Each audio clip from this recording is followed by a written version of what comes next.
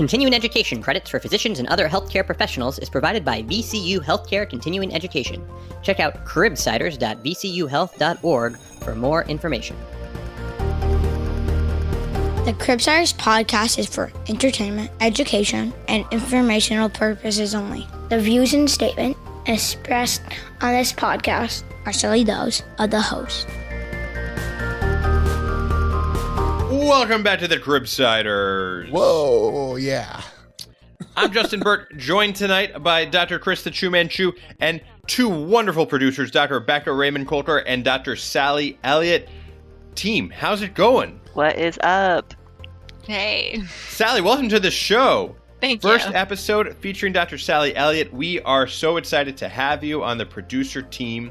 Tonight was a great two-part episode. So not only the episode you're listening to, but another one. We might do this for both episodes. But we are talking about pediatric anxiety. Before we get into the content, hey, Chris, tell us about the show. Yes, we are the Pediatric Medicine Podcast. We interview leading experts in the fields to bring you clinical pearls, practice-changing knowledge, and answer lingering questions about core topics in pediatric medicine. We have a fantastic conversation with our guest, Dr. Beth Brannan, a child psychiatrist, pediatrician, clinician educator, and mother. She works as a child psychiatrist in Rhode Island, treating children with severe anxiety disorders and obsessive-compulsive disorder in a specialized day hospital program. She loves teaching as much as she loves doctoring, and among other medical education roles, she values teaching pediatricians how to treat mild and moderate childhood anxiety and OCD in primary care settings.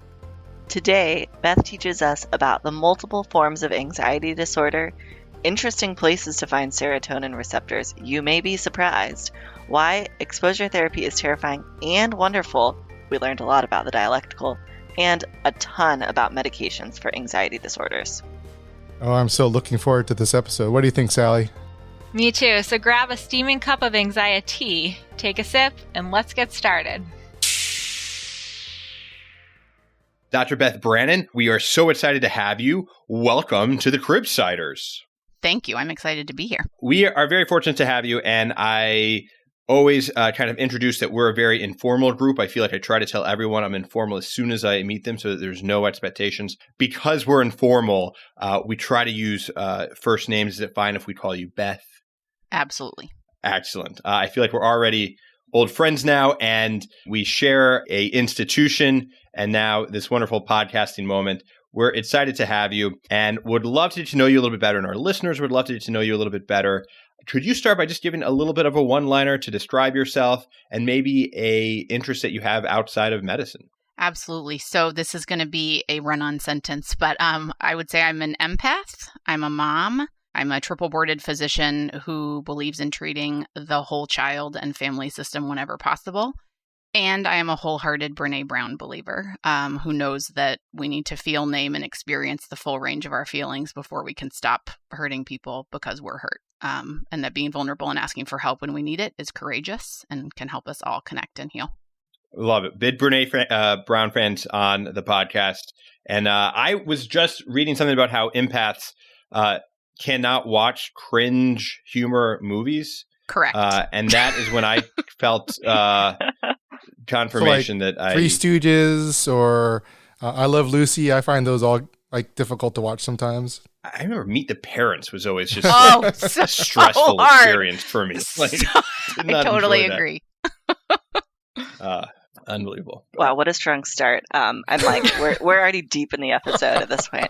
We haven't even really gotten started. But I have been trying to take some time to read this year, which is a little hard to do as an intern, but I recently actually read quite a few books. So I am looking for more. And I'm wondering what you think a book that every physician or every person should read does not have to be medicine related at all. What's the top of your stack to recommend? Oy vey. I have a lot. I'm going to go with what every physician should read because that helps me narrow it down.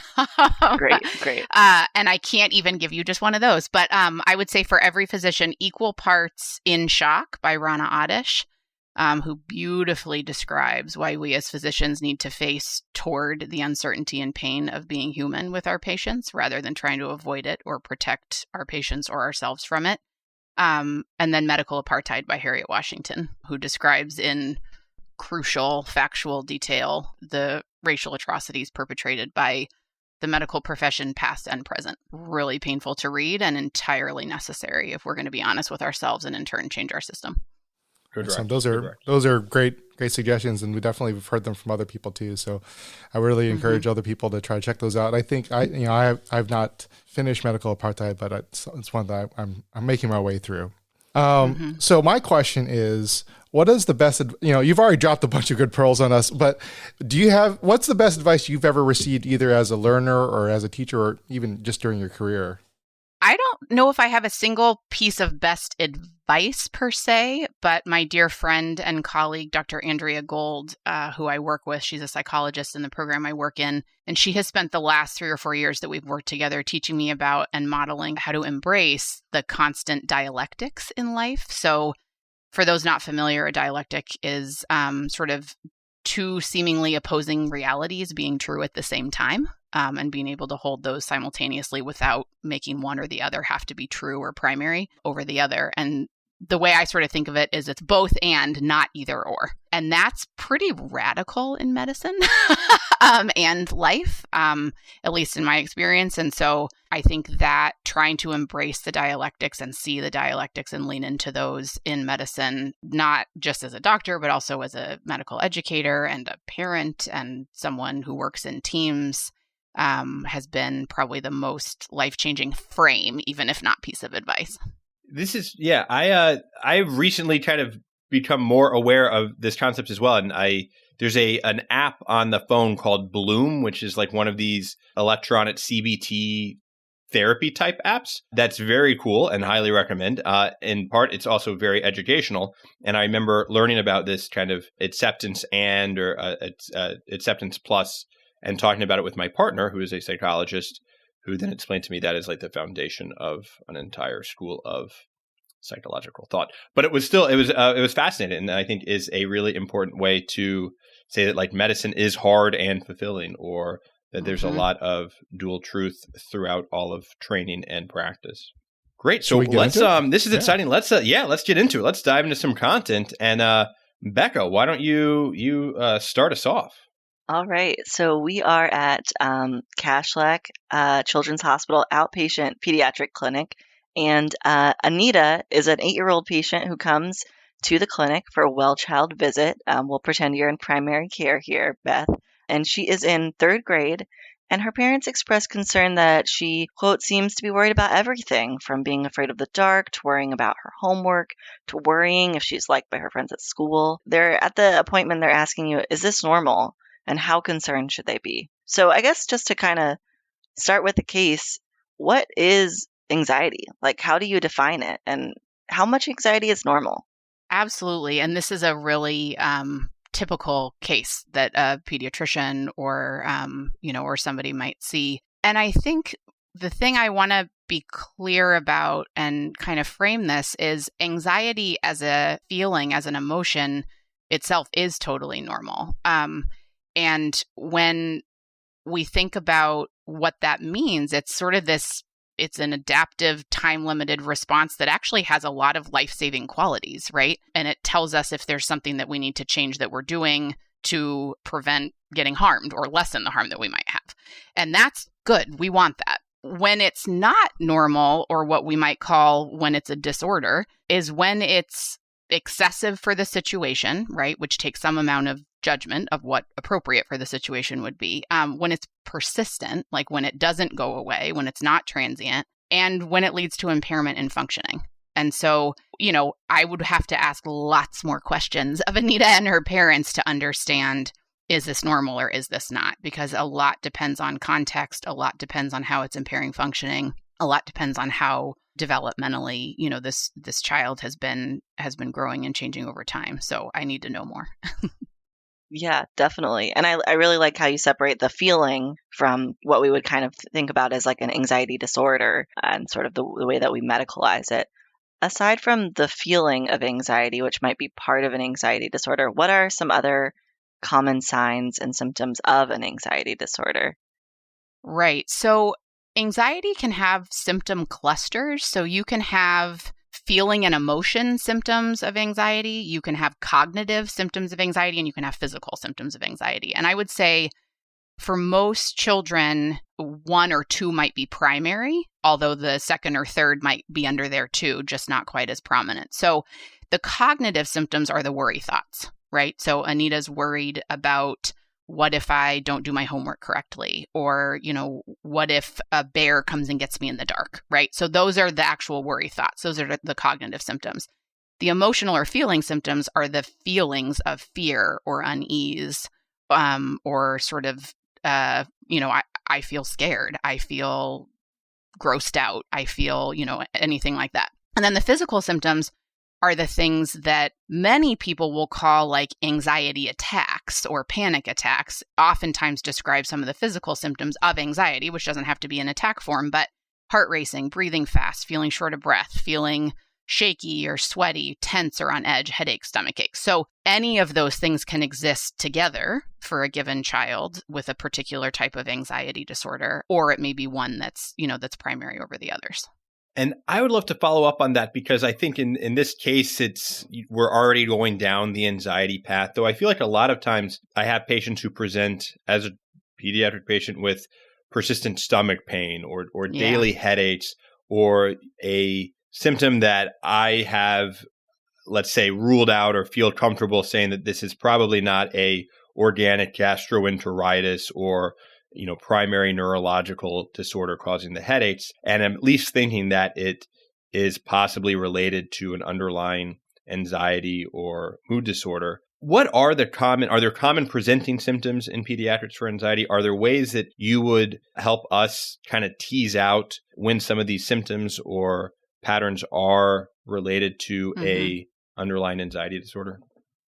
Absolutely. So I think we have to keep in mind that the gut and the brain are intimately connected. So it is entirely unsurprising that we get GI symptoms with anxiety. And similarly, entirely unsurprising, we get headaches and other neurological symptoms. And so we have to ask more questions, and we have to understand both what may be underlying, but also the context in which the child is existing, and what the narrative around feeling states and emotion states are. So the way I talk to my patients who are having a lot of what we call somatic symptoms, right? Those physical symptoms of anxiety, because the last thing patients want to hear is either any direct statement or implication that, quote, it's all in your head, right? That is one of the most invalidating things that we can say to a person who has physical symptoms from anxiety, because the reality is it's not. It's in their stomach.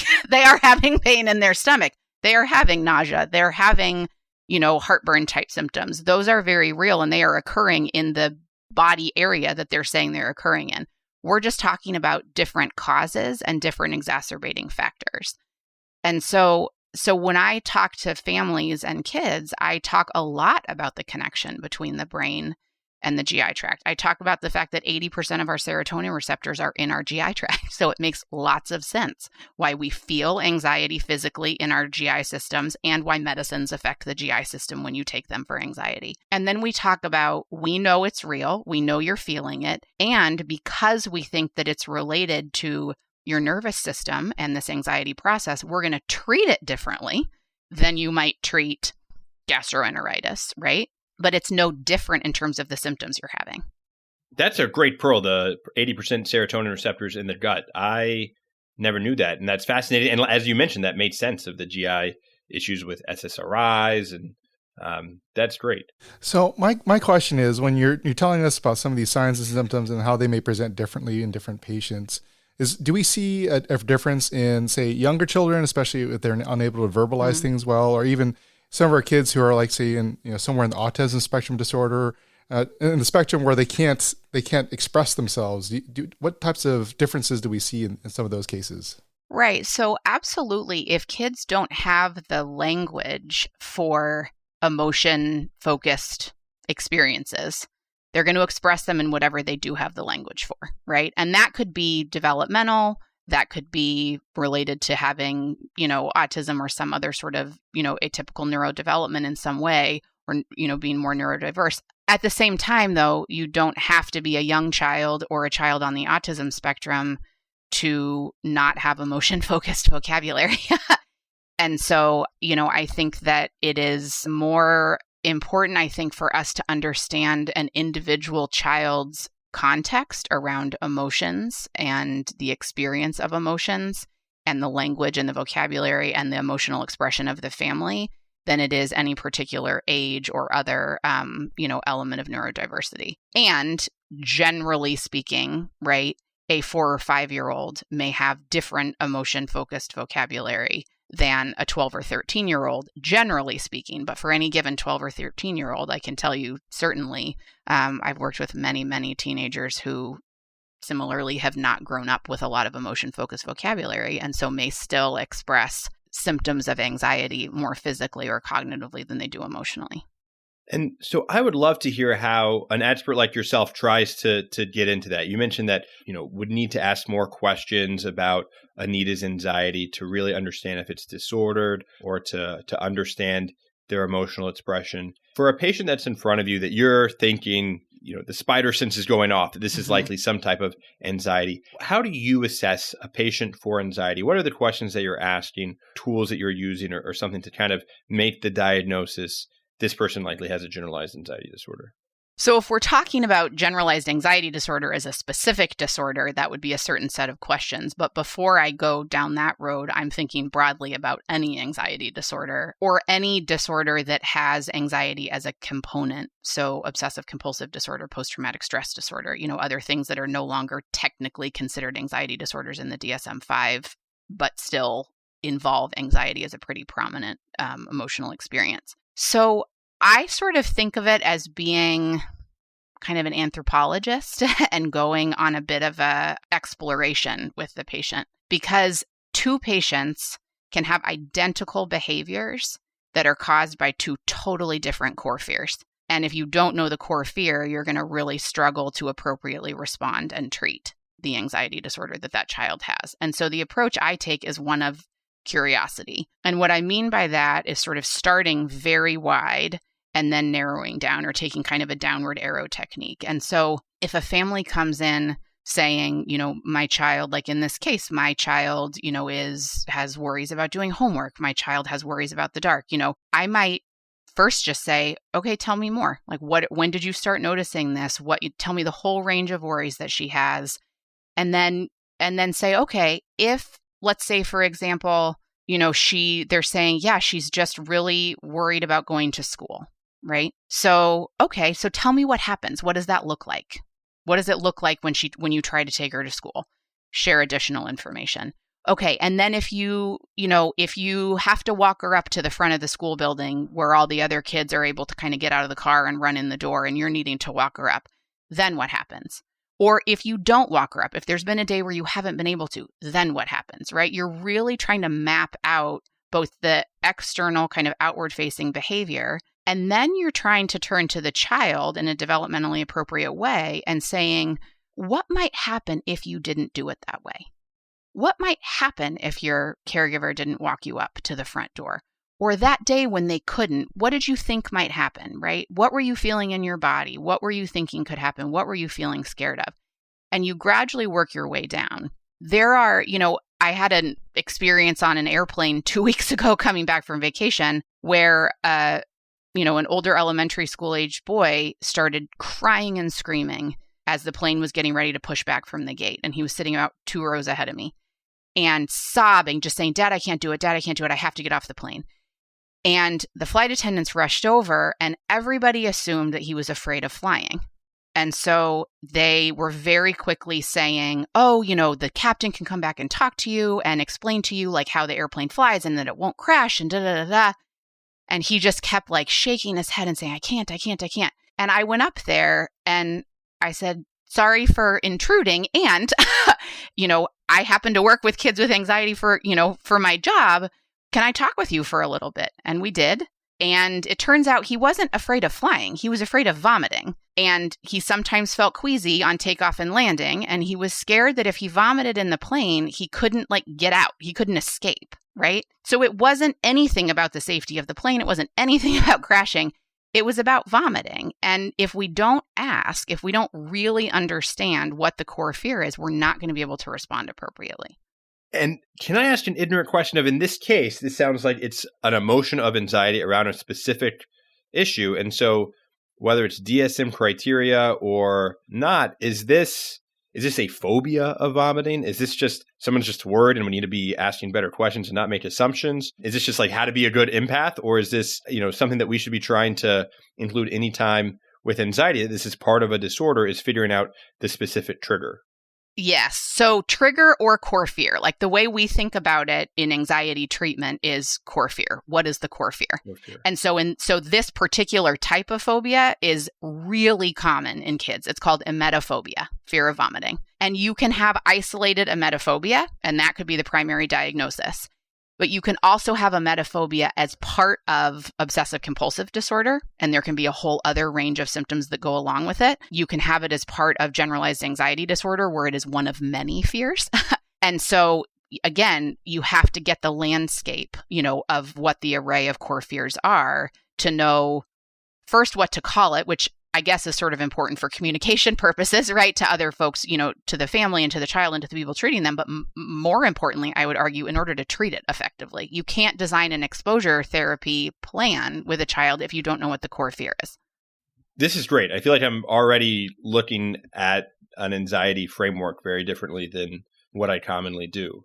And I think it's clear that I am maybe conflating anxiety with generalized anxiety disorder rather than as a component of PTSD and OCD. So already this episode has been great for Justin's development.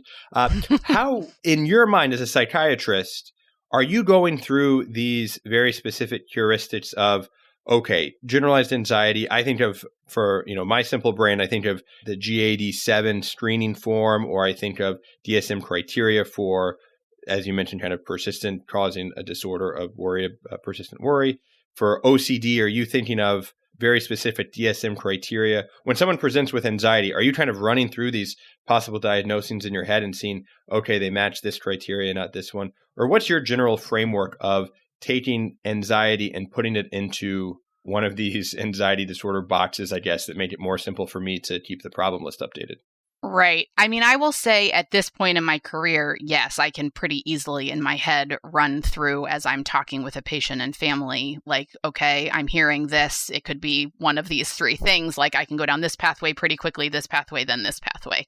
So yes, in answer to your question, that is what I'm doing. That was not always the case, obviously. And so, but I think in addition to going down those pathways in my mind based on the initial sort of presenting symptom, I'm also trying to get to know the patient and the developmental context and all, because, we don't want to over pathologize a normal response to something happening in someone's environment. And we don't want to over normalize a response that from our vantage point might seem perfectly fine, but actually compared to that child's baseline really isn't, right? And so I feel like and again, this goes back to me being a triple boarder and wanting to sort of treat like the whole child.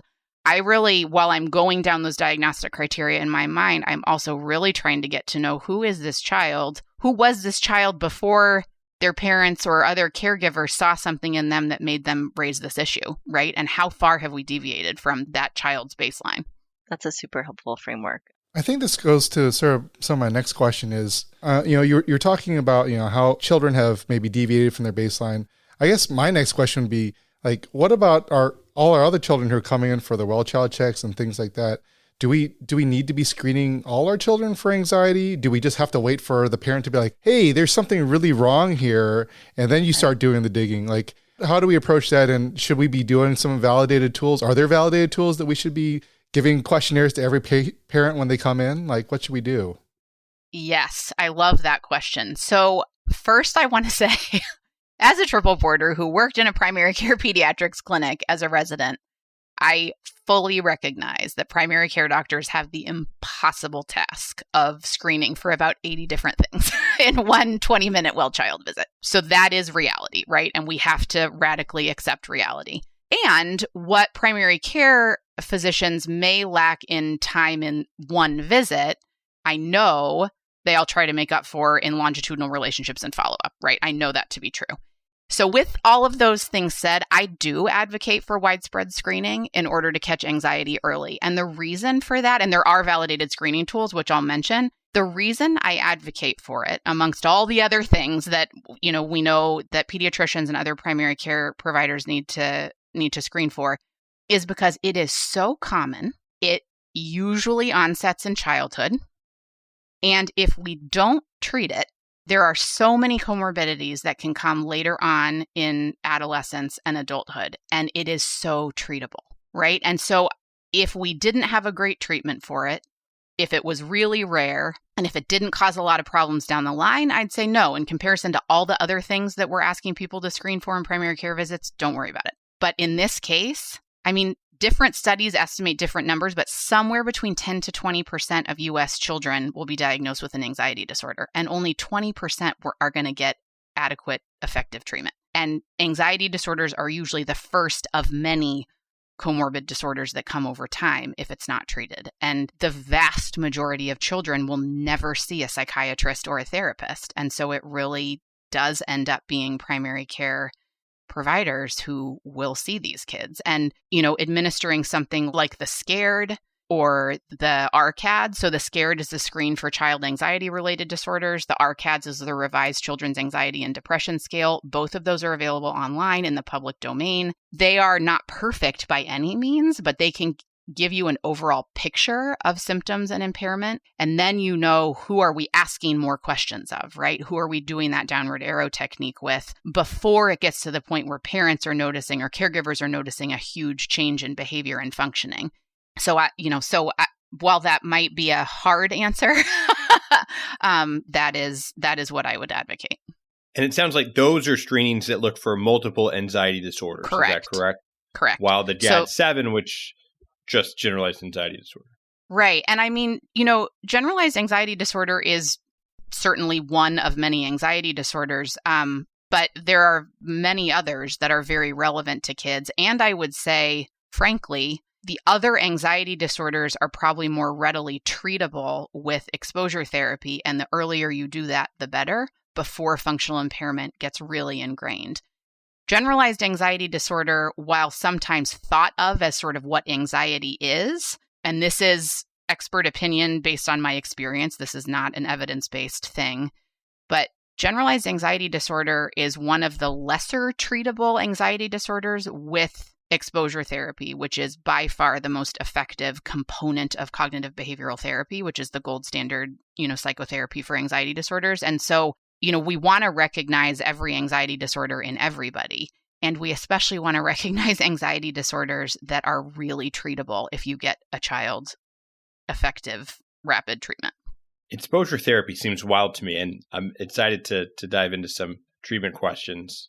It's the best, Justin. Exposure therapy changes your entire frame on life, I can assure you. This is what my wonderful partner, a psychologist, also says. I'm happy to hear that it's evidence-based and that it works well. Maybe before jumping into treatment, one of the questions that we always try to ask about, and that is a core mission of our podcast, is addressing issues of health equity and trying to identify when there is implicit or overt signs of inequity, or rather it's based on race or gender. And I'm curious if there is common concerns around equity in assessment or treatment of anxiety disorders, as I imagine there are. You would be correct.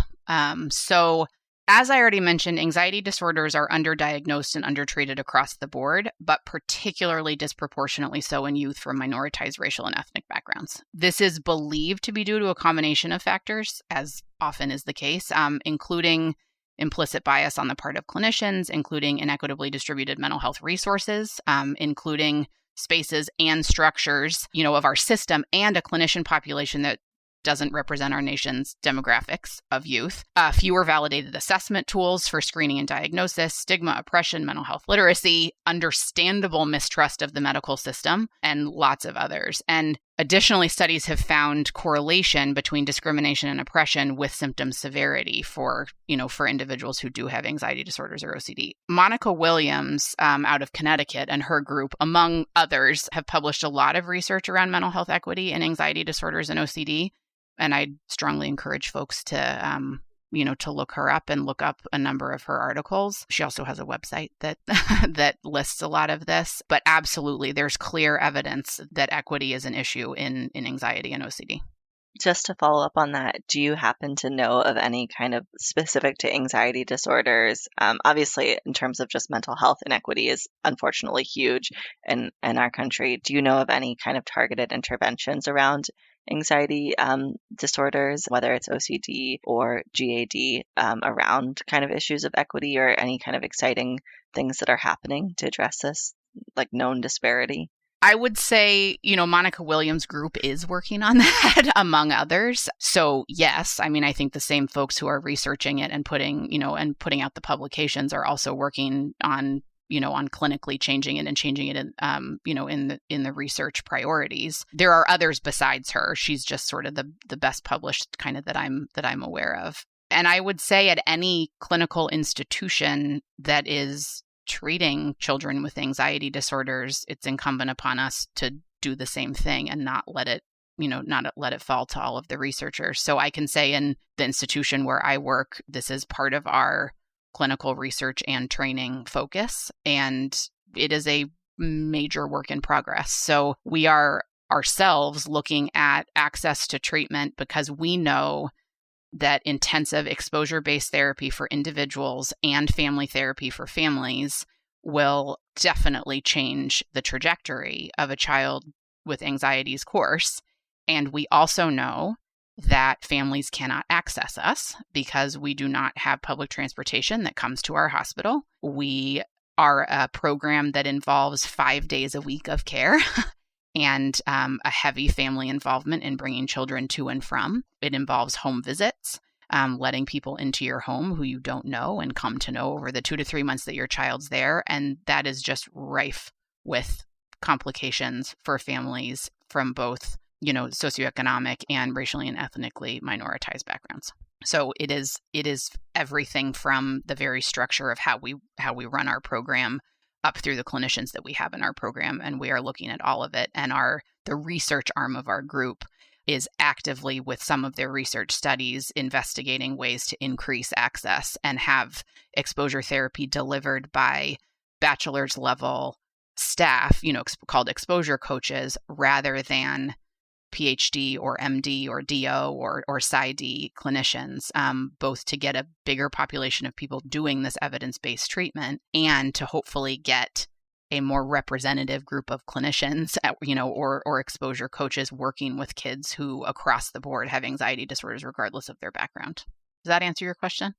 Yeah, no, that's so helpful. And one thing that really struck me about your answer is just you being able to kind of like name all of the things that are like structural barriers within, your program and probably other programs or, treatment centers in general. And you can't change something if you can't identify what is specifically not working for families. So I think just the fact that your, group has taken the time to identify like, oh, what are the barriers that are like we're imposing, that are like created by us, and and then how do we address those? I think it's an important reminder that that's how we create changes, that we have to be like thoughtful about what is actually happening at the institution level so that you can change it. So that's awesome. You can't change what you can't name. Is that a phrase anyone knows? But so you name it first and then you can make changes. So that's exciting to hear. That's awesome. Should we move on to treatment then? You talked about treatment a little bit just now, actually. Can you expand a little bit on these types of treatment options, especially when it comes to types of therapy, at least? It sounds like therapy is first line, correct? It is. So the first line gold standard durable treatment for anxiety and OCD in youth is a form of cognitive behavioral therapy called exposure therapy. So exposure therapy has been proven to be the most active ingredient within cognitive behavioral therapy. So you hear CBT thrown around a lot when it comes to anxiety, like the answer on all of the boards or the or STEP or or your shelf exam is this person has an anxiety disorder. What's that? What's the gold standard treatment? Cognitive behavioral therapy. But what even is that, right? Like we really have to think about what even is that. And so the B in cognitive behavioral therapy is behavior, right? And the approach to anxiety and OCD that appears to be, based on lots of research, appears to be the most effective is the very active behavioral element of doing exposures to the very thing that produces anxiety in a gradual way, not like throw you in a snake pit if you're scared of snakes, but like start maybe by looking at a picture of a snake, right? Or, something like that. So exposing a person to the thing that evokes that anxious feeling. And then despite all of our instincts to run away or avoid or seek reassurance, or in the case of OCD, to perform a ritual to neutralize that distress, an exposure therapist would coach a child with anxiety to sit with it, to do what's called ride the wave, like ride the anxiety or the distress or the disgust or whatever that aversive feeling is as it peaks, and then you write it down the other side. And the very, very clear reality is that it will come down if we stay with it. So the analogy that we use for kids is when you jump in a pool or an ocean to go swimming, unless you live in Florida and it's the middle of summer, how does the water feel? It's cold. It's cold. Thank you, Justin. It's cold, right? What do you have to do to get used to it? You got to sit with it. You have to stay in it, right? You probably have to swim. You have to maybe, but you really, unless it's like truly hypothermia inducing water and you need to like get your metabolism up so that you don't freeze to death, right? But you don't actually have to do anything but stay in it. Our bodies are naturally made to habituate, right? Like if I tap on my forehead, no one can see me because this is a podcast, but if I tap on my forehead and I keep going and keep going for the duration of this podcast, my body actually will not sense that I'm doing that anymore by the end, right? Our bodies are designed to start tuning things out that just stay constant, and they gradually habituate if you stay in it. But if you jump in the pool or the ocean and it's too cold and you run back out, it is going to be too cold the next time you get in too. And then the time after that and the time after that. And it's that same process with whatever it is that brings out that really strong emotional response or physical response, right? So I'm afraid of spiders. That's been true since birth. Literally, my mom tells stories of like I was 6 weeks old and she was holding me around Halloween and there was a fake spider dangling from the ceiling. I was like arching my back and like trying to get out of her arms, right? Like born this way. And I have done exposure therapy with my patients and with my trainees, which like they can attest, it is not pretty. I am shrieking. I am screaming. I am tolerating it with great distress. And I am now able to hold a spider, which if you asked me that 5 years ago, I'd be like, oh, you're funny. There's no way I would ever hold a spider, right?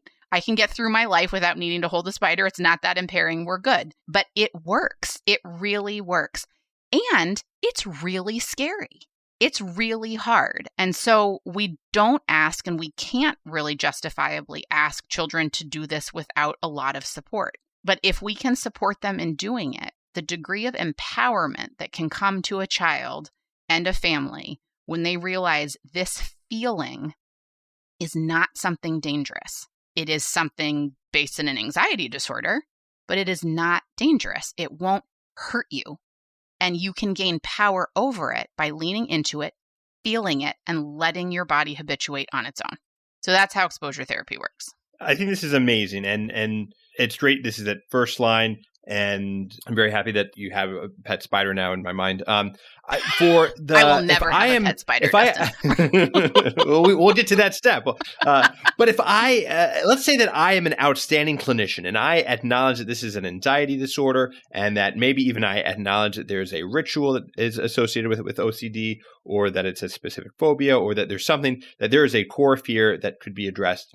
And I want to set up this patient with, I imagine that it's institutional dependent, but when I am asking for a referral to psychotherapy, am I specifically saying, CBT? Am I specifically saying it's for exposure therapy? Am I just saying anxiety, or am I saying, mental health help?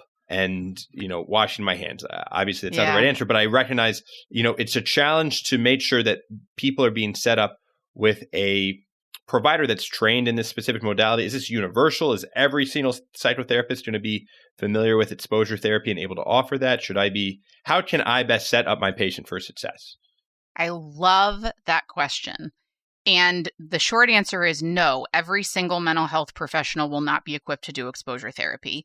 And yes, as someone referring a patient, you are specifically trying to help them find someone who does do exposure therapy. So, and that, going back to what I was saying before, that's one of the things that in our group we're working on. There are other groups around the country too. I just happen to know our groups work, most intimately on training more and more community therapists to do exposure therapy because it is so effective and because not a lot of people do it, especially depending on where you are regionally. So if you are referring someone, what you are specifically asking for is a therapist who is expert in cognitive behavioral therapy with the exposure content, or just saying an exposure therapist. We need an exposure therapist. Lots of people will say, oh, I do CBT. But what that will often look like is coping, distraction, or attempts at cognitive restructuring. The problem with those things is those all still on some level send a message that anxiety is something that needs to be gotten rid of and avoided or distracted away from, as opposed to felt until you can peak and come down naturally, right? And so there's a role for all of those things outside of exposures, but in the exposures themselves, if we actually want to move the needle for this child over the course of their life, there has to be an exposure element where you are not coping out of or distracting away from or avoiding that anxious feeling. So say we do find a therapist who is trained in good exposure therapy. How long would we expect a patient to be going through this type of therapy? What does that look like? Are they being seen weekly for like 3 months and then that's likely a normal, or are they going to be seen for the rest of their lives? Or are they seen for like 6 months, then they're going to graduate, but then they may have relapse and they have to do it again? Like what do we see this as? Yes to all of those scenarios. It totally depends on the situation. And what I mean by that is if a child is recognized early as having an anxiety disorder and their entire context and way of interacting with their world and their family's entire system hasn't gotten reoriented around accommodating their anxiety, then you may be able to do this relatively quickly. So yes, traditional outpatient therapy would be once a week for about an hour with an exposure therapist, doing exposures in the session and then having exposure homework that you leave the session and go do with the child and their caregiver together, right? Where you are actively practicing these exposures day in and day out. Because exposure is a learning process. Like we're rewiring the brain through this process of learning that this is not dangerous, that this feels uncomfortable, and you can get used to it. And in turn, then it won't feel that bad, over time. So that can be,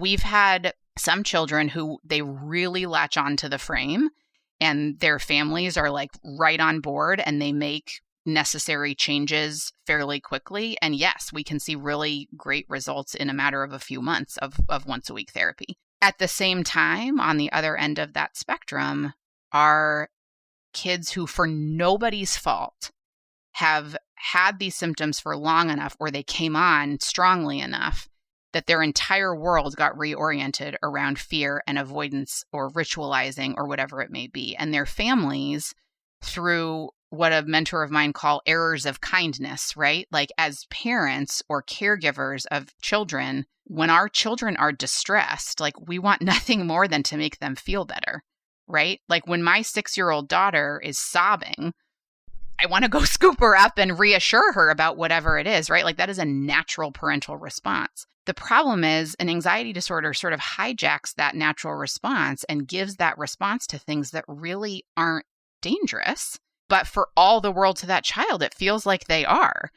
And so we spend equal parts with families as we do with children. Sometimes with younger children, we spend more time with the family than we do with the child because reorienting the family to how they approach the child when they're distressed is just as important as the child doing exposures themselves. And so if a family has been accommodating because they didn't know any better and they're just trying to make their child feel better and get through the day, if they've been accommodating for a long time, then a treatment course might take a lot longer than if not. Or if the child has, been out of school for a year because their social anxiety is so extreme and a lot of other patterns have gotten set up around it, then a few months of once a week exposure therapy isn't going to cut it. So there's so much more that goes into being able to say how long this will take. Obviously, and this goes back to why I advocate for screening. Obviously, the earlier we catch it, the better it's going to go. And then we also have to think about the nature, like the natural course of anxiety disorders. And by and large, the natural course of anxiety disorders is that they will be waxing and waning over time. There will be periods of exacerbation, oftentimes in times of great stress or family change or, starting a new school or something like that. And then there will be periods where they kind of just aren't as bad. The earlier we can get children and families on board with the exposure frame, the better they can ride out those periods of exacerbation. And so you asked, could someone be in treatment for their entire lives? Potentially. That's not the hope, right? The hope is that they sort of understand and come to what we call live the exposure lifestyle, and so anytime OCD or an anxiety disorder throws in a new core fear, which oftentimes will happen, they're like, oh, I recognize this. I know what this is. And then a thought just becomes a thought. It doesn't become something that takes over your life, but that takes understanding and having practiced the exposure model. I love that. I think that's great. Do you think it's worth talking about if primary care providers should be counseling parents on having patients sit with the discomfort? Because I admit that I think I would love assistance in how to do that without invalidating the child's concern. And by just saying, oh, your child is afraid of when you leave, you should just abandon your child and let them deal with it. Is there a parent counseling exposure therapy for dummies that a primary care provider should do while they're waiting for the very long wait time for good mental health therapists sometimes? Yes. So the book of exposure therapy for dummies for primary care has not yet been written. But if you want to collaborate on that, Justin, you and I could do that. So, but the answer is absolutely. So I would never expect primary care providers to do exposure therapy in their clinics with their child. I mean, I will say actually many pediatricians that I interface with and care for patients with will get on board with the exposure therapy that we're doing with their patient, and they'll go to the office for needle exposure, whatever, right? But that's with us leading it. That's with us providing guidance. But absolutely having the conversation with the family about shifting the frame is 100% something that you can do as a primary care doctor in an office. And as I said before, maybe as effective, sometimes more so than individual exposure therapy with the child. And I love that you brought up the part of, can we do it without invalidating the child? Because A, you can, and B, it takes intentional effort to be sure you don't invalidate, right? Because what the vast majority of people will say is just calm down. It's not anything to be scared of, right? That's incredibly invalidating. It can be true that something isn't rationally dangerous, right? And it's also true that for the person with the anxiety disorder, it feels like it is. And that's valid.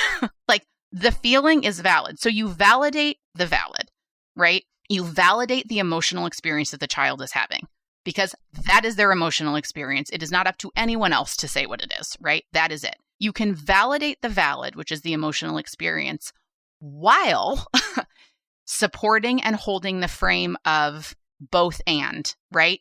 You can both feel this scared and do this hard thing with our support, right? You don't put a but in there because the but will invalidate everything you said before it, right? So you take the but out and you replace it with and. And that might sound silly, but language is powerful. It is really powerful, especially in situations like this. So an example for Anita's family, right, from this case would be let's say she's scared that she's going to get an answer wrong on her homework and turn it in. And what do we want to say? That the teacher is going to judge her, right? Or that there's a fear of being imperfect. So that's a very real fear for her, right? She probably feels tense. She probably ruminates and worries about like, what's my teacher going to think? So we can coach the parents to say, yeah, Nita, that's really hard. Like, that's a lot to think about. That's a lot to be worrying about. That's a hard way to feel in your body, like when you're thinking all of that. And we know, right? We know in our wise minds that your teacher's not going to say that, or we don't believe your teacher's going to say that. We know you do, right? And you're not able to go out and play with your friends, which is something you like doing because you're spending so much time on your homework, and we want to help you play with your friends. So you're going to have this feeling. It's big and it's scary and it's hard. And the fear's real. And let's see if we can coach you to have your courage be bigger, right? Can we do this bravery practice? Can we do this exposure challenge, whatever you want to call it, where you're not just going to not recheck it at all, right? That would be too hard. But we're going to say, all right, can you not check the last page, right? Can you not check the last page and go out and play with your friends? And you're not going to feel good. We know that. You're going to worry about it. And we want you to try hard to go out and play with your friends, knowing that your homework might not be perfect, and that's okay, right? But you're not telling her, don't worry about it, relax. It's not, it's not a big deal. Does that sound totally ridiculous to say as a primary care doctor to your patient's family? No, I don't think so. I think that is a nice way to navigate the invalidating, avoiding the invalidation, validating, and just saying, kind of as you said, riding the wave and supporting the person through it. And I think the important part there is that it's gradual, right? Like, we don't want to do exposures to kids if we can avoid it. We want to do exposures with kids. And we would like them to participate in designing what those exposures are. And so what we're asking families to do is have a shift in frame, right, of being able to validate their child's emotion. They are scared. It doesn't matter if you don't think it's something to be scared of. They are scared. So we validate that. Helping parents recognize, or caregivers recognize, that if Anita is crying and really upset, that's okay. Like, that isn't something where then you immediately have to give in, right, to what the anxiety is asking you to do. Like, it's okay for her to be crying and upset. As you're saying, I know this is hard, and I love you too much to let anxiety take your friendships away from you, or this activity away from you, right? That you're stuck doing this homework that you don't want to do, but you feel like you have to do, right? Instead of going out and doing this other thing. So we're asking parents to tolerate their children's distress in service of letting children learn over time they actually can do it, and then celebrating when they do, right? But doing so in ways that are small and gradual, and let the child get some wins under their belt in the process, to then start getting that good internal feeling of like, hey, like, I did that. I was brave. I was courageous. Like, I did this thing, and the world didn't end. It wasn't terrible. And hey, maybe I want to do that again. But I think you can, again, without running exposures, I think you can have conversations with parents about doing that at home, or at the very least about parents themselves not accommodating the anxiety, right? So they can't force Anita to go outside, right, and play with her friends. Like, and they probably shouldn't like rip the pencil out of her hand if she's like erasing and rewriting her homework, right? That's probably not a great idea. But if Anita is asking constant reassurance seeking questions of her parents, like, but do you think I'm going to get in trouble if I don't get this right? But do you think my teacher is going to, say that I'm a bad student? Parents do have a choice of how they answer that, right? The easiest thing is to say, no, your teacher's not going to be mad at you. No, it's to, the easiest thing is to provide the reassurance. But it's like if you give a mouse a cookie, he's going to ask for some milk, right? Like, anxiety is just going to come back and ask for more. The harder thing in the moment, but the more effective thing in the long run, is helping parents learn to say, I know you're really anxious about that, and that's your anxiety talking, or that's your OCD talking, whatever it may be. And I'm not going to answer that. She can still do what she needs to do, but the parents don't have to be the ones accommodating. So you've got me completely convinced. I think definitely, this exposure therapy and discussing these types of scenarios and understanding how to talk to parents and the patients seems, I'm totally on board. I guess my next question is, are there patients or a subset of patients where this is just not going to work? This would not be your first line, and you would want to do, you look at this patient like, maybe we should try medication. Let's throw meds. Yes. So I have sort of two arms to my answer to that question. One arm is there a patient for whom this isn't going to work at all? And the other are there patients for whom this isn't going to work like yet or in isolation, right? Or alone. So to answer the first part, if a patient becomes unsafe in the context of being distressed and exposure therapy is inherently distress-inducing, probably not a great idea to start with that before you've put some other things in place. So in our program, we now have one sort of track of our program as a combined treatment with dialectical behavioral therapy for distress tolerance, for crisis survival, for emotion regulation, for management of non-suicidal self-injury or suicidal thinking in conjunction with exposures for their anxiety or their OCD. Because if you distress a child who already or is prone to, having suicidal thinking or behaviors or non-suicidal self-injury or aggression or elopement, right? Then this isn't going to go very far, very successfully. And so I think part of it is you need to know what the child is capable of tolerating and what the family system is capable of tolerating, and how regulated the child's able to be. Now, I will say, screaming, yelling, sobbing, slamming doors, like that's fine. We can do that, right? But if it's true danger, then no, you shouldn't start with exposure therapy right away. You need to lay a stronger foundation of emotion regulation first. The other question about when should we throw meds at it? So the research is pretty clear so the CAM study, or the Child Anxiety Multimodal Study for anxiety disorders, and then the POT study, or Pediatric OCD Treatment Study, are sort of the two seminal studies that support this. Both say that for moderate to severe anxiety disorders for the purpose of CAMs, or OCD for the purpose of POTS, for moderate to severe disorders in those categories, the combination of exposure-based cognitive behavioral therapy plus an SSRI is more effective than either one alone. So if you have a child with mild anxiety, an anxiety disorder of some form or OCD, it's totally reasonable to start with exposure therapy if you can access an exposure therapist, right? Which we know is a really big if across the board with mental health right now, given what we're all going through with the pandemic. So I get that. But if you can access that, then totally reasonable, especially if the child's really young or the family is really opposed to medications, right? Even moderate, like again, if the family's really opposed or the child's really young. But if you've been trying exposure therapy and either the child is so vibratingly anxious that you can't actually find an exposure small enough to get them to sign on to, right? Because it's just like too hard, or the impairment is so great that it's like you have to do something bigger, faster because they're not eating, right? If they're, we have children who have a metaphobia, like we were talking about at the beginning, fear of vomiting, who aren't eating.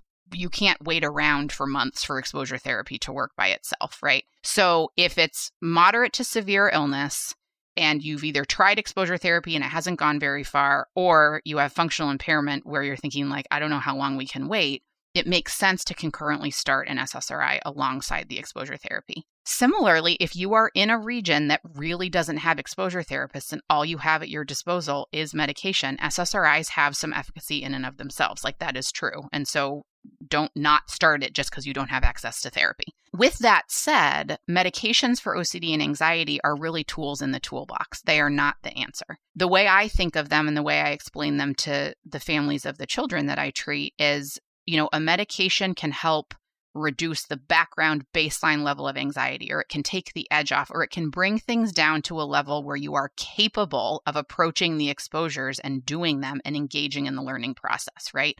We have optimal levels of arousal that we need to be at to learn, and exposure is fundamentally a learning process. So if we are just flooded, we're not going to learn. Similarly, if we're just like chilling out and completely fine, we're not going to encode things very well either. And so if we need to bring the anxiety down a notch or two with medication to help exposure therapy happen, or to get a child in the door to do exposure therapy, then absolutely that's the time to use medications. And SSRIs, selective serotonin reuptake inhibitors, would be, the first line choice for that. All right, folks, we are literally running out of time here, and we have so much more to talk about. So we are actually going to close our episode off right here. And we're going to come back with a part 2 to talk about medications for anxiety. So I hope everyone comes back for that in a little bit.